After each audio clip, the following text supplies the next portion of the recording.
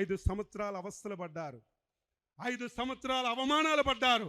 నేను మాటిస్తున్నాను, రేపటి నుంచి రేపు అధికారులకు సమావేశం పెట్టి చెప్తాను.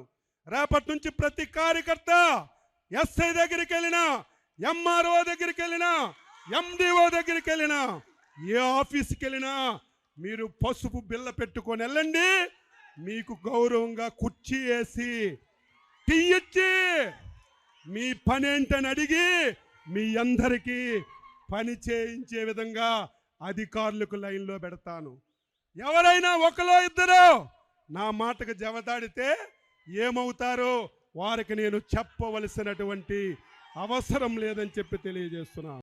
5 సంవత్సరాల అవస్థలు పడ్డారు, 5 సంవత్సరాల అవమానాలు పడ్డారు.